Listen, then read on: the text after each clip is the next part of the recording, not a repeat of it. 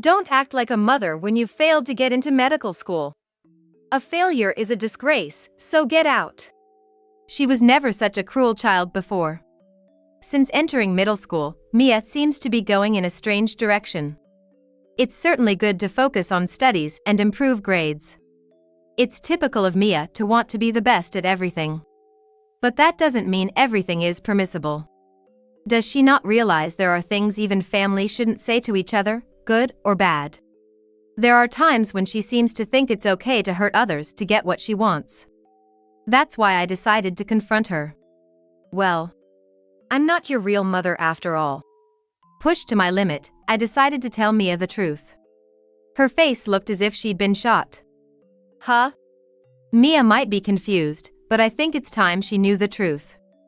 It seems she's been captivated by the allure of money and fame, ignoring what's truly important.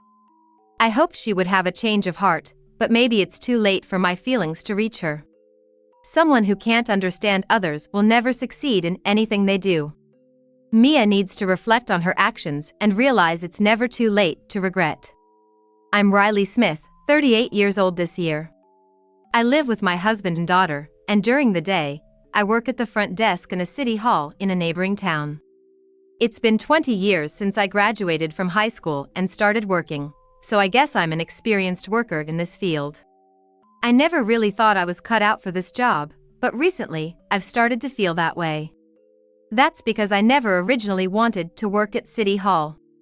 To explain why someone like me, who never wanted to work at City Hall, has been a public servant for 20 years, I need to start from the beginning with my family. I was part of a family of 4, my father, mother, my older sister Alice, and me. Alice was academically gifted, always at the top of her class, and she decided to challenge herself by applying to one of the toughest departments to get into, medical school. Alice got into medical school right after high school, but we didn't know how expensive it would be. Apart from the regular tuition, there were additional costs for experiments and practical training, and living expenses since she had to live on her own. The money was never enough. However, my parents, proud of her, didn't want her to give up her dream and managed to make ends meet with their modest income. Their struggles were evident even to me, who was a high school student at the time. But once my sister moved to the city for her studies, we didn't realize how much she had changed. It's not surprising that Alice, who had been focused only on her studies until high school, went off the rails living alone in the city. She began to spend less time on studies and more on fashion and hanging out. Each time she came home for the holidays, she looked more sophisticated. As someone who still lived at home even after becoming a working adult, I felt strange watching Alice transform from someone who had nothing to do with fashion to someone who was now all about it. I had a bad feeling watching her change. Meanwhile, I was working hard every day to become a nurse. I had a strong desire to be like the nurse who was very kind to me when I was hospitalized. One day, when Alice was home, I opened up to her about my aspirations. But Alice just laughed at me. "What, Riley? You want to be a nurse? Nurses are just underlings to doctors. Why would you want to be that? You're really weird," she said dismissively, waving her hand indifferently.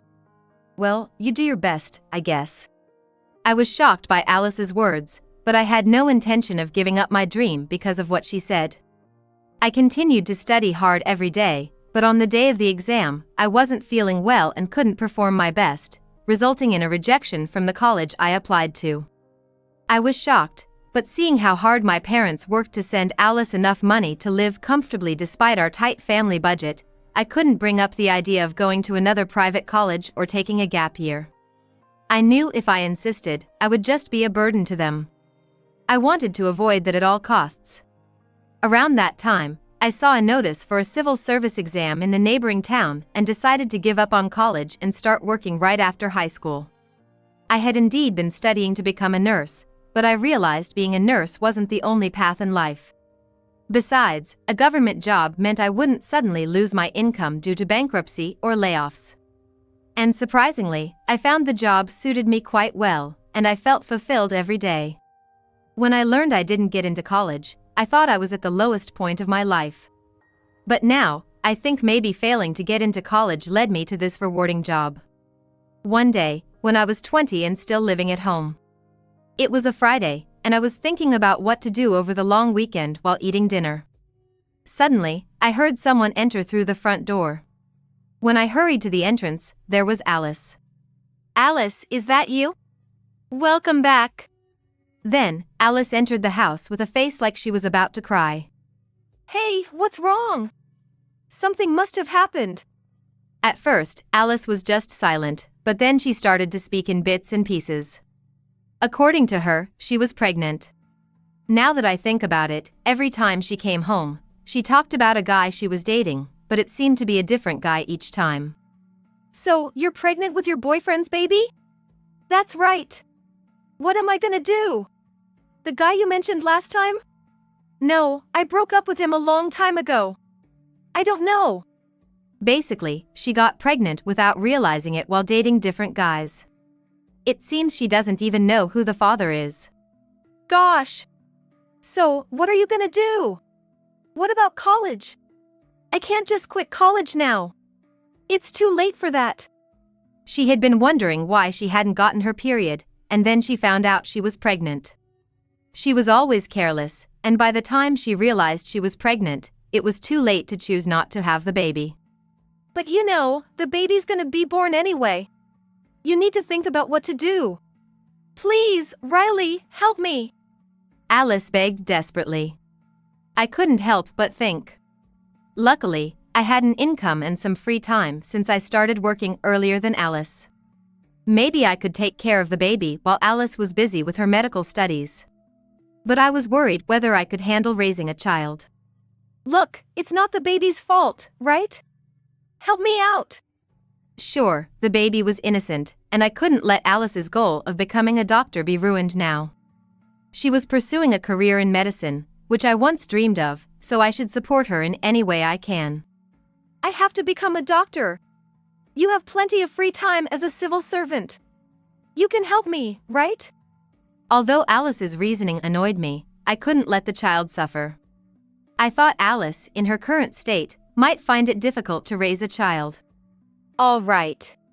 I'll take care of the baby. But remember, you're the mother.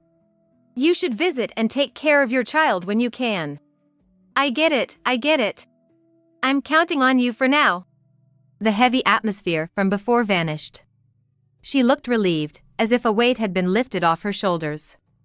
I thought she was being selfish, but at that time, this was the only thing I could do. Alice named her daughter Mia and left her in my care. "Take good care of Mia for me. I'll come to check on her later," Alice said, but she never came to see Mia. I tried to contact her occasionally, but never got a reply. At this rate, Mia wouldn't even know who her real mother is.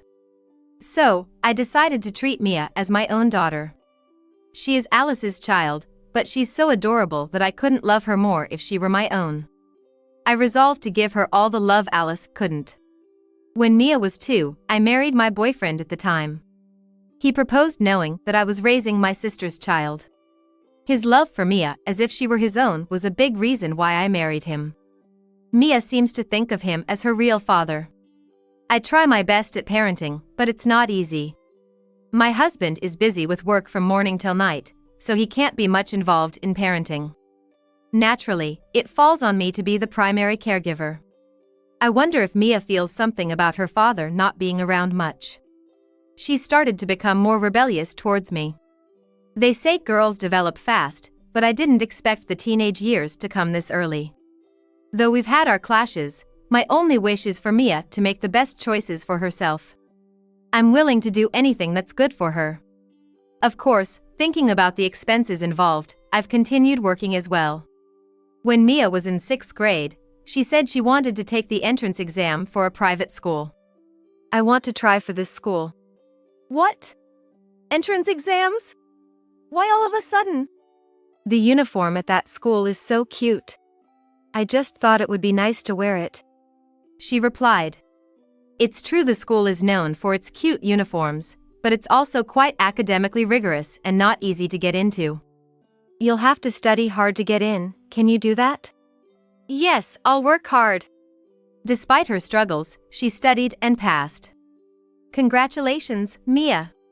You did it. I'm so happy I got in.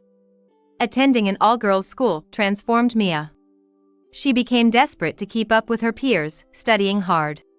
Maybe the competitive environment suited her competitive nature. But perhaps it was then that her competitive nature started to go in a strange direction. Mia became obsessed with achieving good grades. Is her competitiveness inherited from her real mother? As her grades improved, her personality began to twist in an odd direction.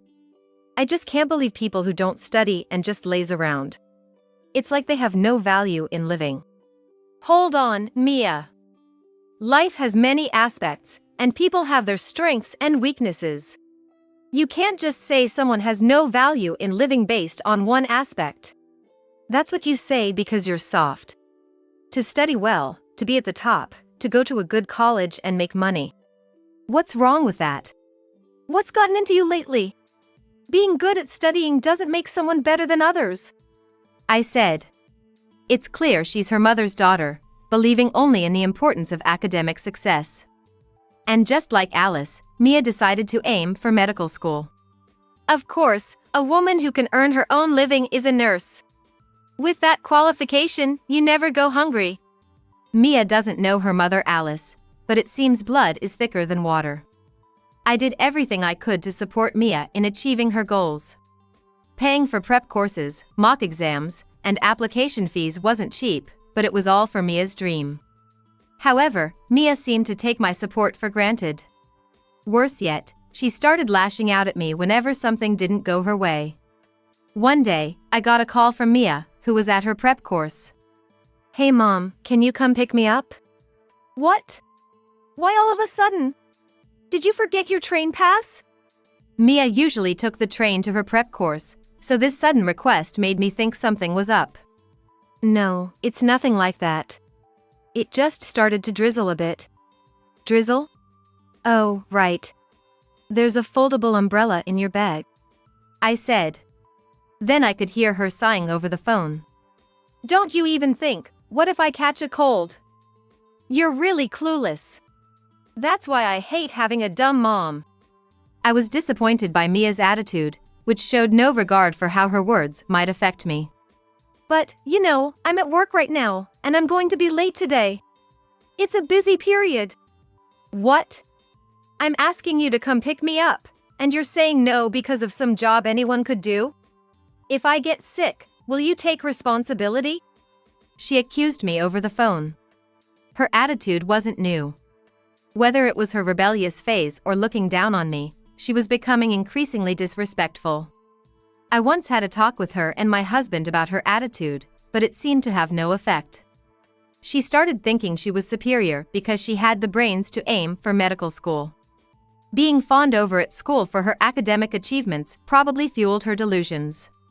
But, with the uncertainty of exams, I thought it best not to provoke Mia and kept my concerns to myself. Meanwhile, Alice, Mia's biological mother, hadn't been in touch at all. She seemed too busy with work to respond to any of my messages. Lately, Alice has been popular as a cosmetic surgeon, appearing on TV and in magazines, so I understood she was busy, but did she not care about her own daughter? I wondered what Alice would do in my place, but I continued to support Mia in every way I could. Mia was probably going through a tough phase, and I hoped that once it passed, we could have a good relationship again. But little did I know that my hopes would soon be shattered. As college application season began, Mia became more irritable than ever.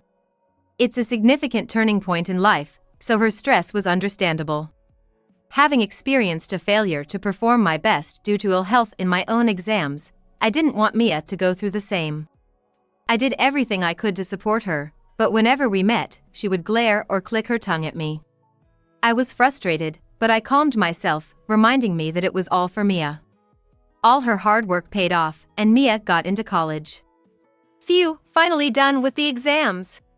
Now I'll be a college girl from spring. Well done. I always believed you'd make it. Well, what else would you expect from me? However, the real problem started then. Mia got a bit too carried away with the joy of becoming a college student. The next day after learning she passed, her life started to get disorganized. She wouldn't get up in the morning and would laze around in bed until noon. She'd munch on snacks that were more like breakfast or lunch while glued to her phone. I thought of overlooking it since she had been focused on her studies for so long. But as her lifestyle became increasingly disordered, and with her sporadic attendance at school, I couldn't ignore it anymore. If she continued this way, she'd struggle when her new life began. Worse still, I discovered she was using my credit card without permission. After seeing unfamiliar charges on last month's statement, I asked her, and she admitted to using it, which shocked me. "Look, I understand you're happy about getting into college, but your recent behavior is excessive. Your lifestyle is all over the place." "Well, I got in, so I want to live the rest of my high school life the way I want." "The way you want? Does that include shopping with my credit card without permission?" "What?" "I had to use it. The site doesn't accept anything else. You nagging about every little thing is why I can't stand mothers like you." Mia was clearly not happy being scolded, grumbling, and complaining. Honestly, I wanted to live on my own. I was surprised to hear this all of a sudden, as Mia's plan was to commute from home to the college she got into. "Wait, live on your own? What are you talking about all of a sudden? That's not what we're discussing right now. I wanted to experience college life freely, living on my own. But I can't since the college I got into is within commuting distance from home," she explained. I thought she was happy about getting into her first choice college, but it seemed she was unhappy because she couldn't live on her own since it was close to home. "If I lived on my own, I wouldn't have to deal with all this nagging." Once Mia got upset, it was hard to get her back in a good mood. But seeing her recent behavior, I couldn't stay silent anymore. Then Mia brought up something shocking. "Don't act like a mother when you failed to get into medical school. A failure is a disgrace, so get out." "What? Why would you say that?" "I know about it. You flunked medical school and now cling to a job anyone can do." I couldn't understand why Mia was saying this. Frozen in shock of Mia, thinking I had nothing to say, hurled more words at me. "I found your exam ticket with your name on it. It was in the bookshelf. Failed medical school, yet you preach at me." I had kept my old college entrance exam ticket as a bitter memory and a bookmark, never expecting Mia to find and use it against me. "That's not relevant right now. You're the one acting all high and mighty. If you leave, I can do what I want. Dad's hardly ever home anyway, so it's practically like living alone," she pointed out, gesturing towards the front door. "Go on, leave. It's embarrassing to be seen with someone as dumb as you." Dealing with a rebellious, upset daughter. I wondered if this was normal. But I had reached my limit. She didn't seem to understand the difference between what's okay to say and what's not, babbling on without a care. It was time to tell her the truth. "You know, it's only natural I don't understand your feelings." "What? What's that supposed to mean?" "Well, I'm not your real mother," I revealed. Mia looked at me, unable to hide her surprise. It wasn't surprising, given that I had always kept silent to avoid hurting her. But there was no longer any reason to hold back. "So, I'm not your real mother. Maybe I should say I have no obligation to do all this for you." "What? Don't you understand? What, you're going to abandon everything now? Isn't a mother supposed to support her child?" I took out my phone and said to Mia, "Want to know who your real mother is? It's Alice Wilson. You've probably seen her on TV." "What? That Alice Wilson? The cosmetic surgeon with the beauty of the millennium?" "Yes, recently she's been called that on TV. She's your real mother." Mia looked at her phone incredulously, apparently searching for information about Alice. "No way, why?" "Well, you might as well ask your real mother yourself." Mia started pacing around the room, phone in hand. "But Alice Wilson lives in one of the most upscale neighborhoods in the city, right? She has a room just for her designer bags and another for her beauty treatments, at least that's what they said on TV. So that's my real home." "Wait, you want to go live with your real mother?" I asked Mia. Of course. I refuse to stay in this poor-looking house with just a tiny 120 square feet room for myself. Poor-looking house, huh? I was sick and tired of living with an annoying mother like you. I thought if only you'd leave, I could live my life the way I wanted. She continued, glancing at her phone. Wow, I can't believe Alice is my mother. Is this some kind of miracle? Guess you're not needed anymore. Mia said, pointing at me and laughing. That was the last straw for me. It's understandable she would think that, seeing only the public face of Alice. But Alice was the kind of person who wouldn't raise her own child. Mia, with a little thought, should have questioned why she wasn't raised by Alice, but she didn't. She just blamed me unilaterally. You've said enough, I get how you feel about me. Maybe you should ask your real mother to pay for your college then? Of course, that's the plan. Someone as wealthy as her will easily pay for her own daughter's education. So, you think that? I raised you until you were an adult, but now you're going back to your real mother, and I'm no longer involved, right? Then, Mia looked at me with an air of annoyance, giving nonchalant responses. Sure, whatever. I'll be glad to be rid of someone as annoying as you. I handed her a piece of paper. Then sign this. It states you're leaving this house, you won't have any dealings with me from now on, and you're renouncing any rights to inheritance or anything else. That's what you want, right? What's this, talking about inheritance as if you have anything worth inheriting? You're all talk. Mia scoffed as she quickly signed the document. There, happy now? She asked, handing it back. I took the document silently. As soon as she signed, Mia left the house in a hurry. I'll just go to the address you gave me. Finally, I can breathe easy and join the ranks of the wealthy, she exclaimed, leaving without looking back. I convinced myself this was for the best. In reality, I was about to come into a significant sum of money. My recently deceased parents owned some land, and selling it would bring in millions. I had decided to sell it, considering Mia's college expenses and the never-ending need for money. But Mia willingly signed away her rights to it, so that was her decision. Life for me didn't change much without Mia. However, in mid-March, Mia contacted me. Hey, can you send me some money? What's this about? I thought you didn't need money because your real mother has plenty. Mia, struggling to hold back tears, pleaded over the phone. No, I might not be able to go to college anymore. Apparently, Mia hasn't yet paid the entrance fees and other expenses for the college she was accepted into. What do you mean?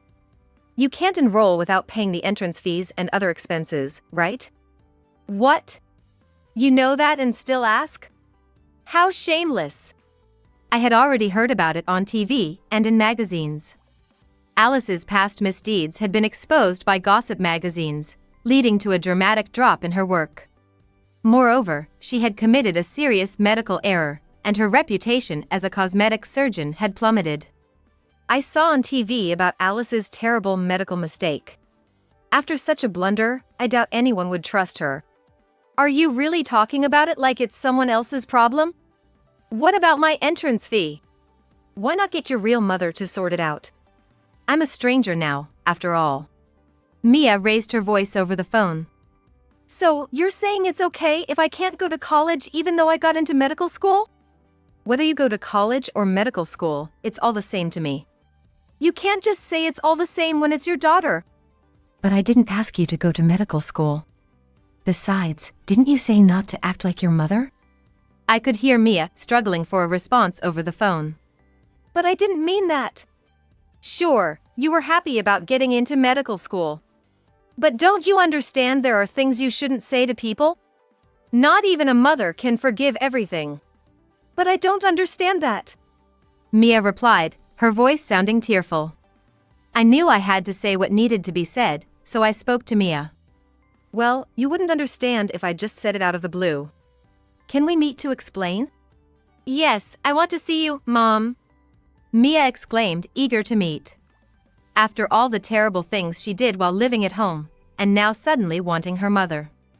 Mia's actions were beyond what could be excused as teenage rebellion or stress. Maybe it was kind to make her understand the reality. I arrived at the agreed location to meet Mia. Holding a thick envelope, I saw Mia running towards me. "Oh, good. The deadline for the entrance fee is the day after tomorrow," she said, her first words about the deadline. Watching Mia, who was still the same as ever, I thought to myself, "So, where's the money?" Mia asked, extending her hand towards me. I placed the documents I had taken out of the envelope into her open palm. "What's this?" "This is the agreement we made." "What agreement? What are you talking about?" "Don't you remember? If you look at it, you'll understand," I said, pointing to the documents already signed by her, cutting ties as family and renouncing any inheritance rights. "I was only taking care of you. I'm not your mother, and you yourself said I wasn't, right?" "I did, but..." "You can't just say hurtful things to someone and then expect help when you're in trouble. That's not how it works." "But..." She trailed off. I gently placed my hand on her trembling shoulder and said, "You said you wanted to cut ties as family and go live with your real mother, renouncing all inheritance. You need to take responsibility for your own words." "But I just said that in the heat of the moment." "So, what now? You think you're not to blame?" "Yes. Well, maybe a little. But I was just stressed, so much stress." Mia started making excuses. "So, you think it's okay to say things you shouldn't and hurt people just because you're stressed?" "I didn't think it was a big deal, just a joke. I never thought you'd be hurt by that," she replied awkwardly, still not grasping the gravity of the situation. I'm deeply disappointed with Mia, who continues to talk only from her own perspective, regardless of what's discussed. "You know, I need you to become a doctor. So, you only need a mother when it's convenient for you. It's about time you learn that hurting people has real consequences." "What? You can't be serious. What will happen to me if you abandon me?" I left her there. Mia seems to be crouching in the same spot, looking down, but I didn't look back.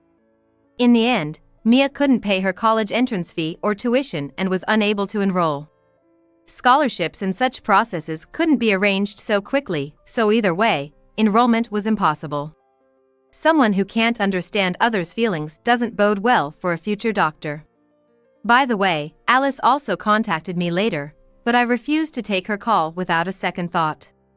She never bothered to reach out before but tried to cling to me conveniently when she was in trouble, just like mother, like daughter. I'm now enjoying life with my husband, something we haven't had in a long time. And I'm working hard to pursue a long-held dream. I always wanted to be a nurse. And I've rediscovered that desire. Sure, I can manage my current job well enough after doing it for so long, but it's not what I truly want to do. I've decided that I want to pursue my long-held dream, rather than settling for a job that just offers moderate fulfillment and stability. I realize that taking this step at my age is quite bold. But I've decided to stop keeping my desires bottled up and hidden away in the depths of my heart. Today, I'll continue studying for the college entrance exams.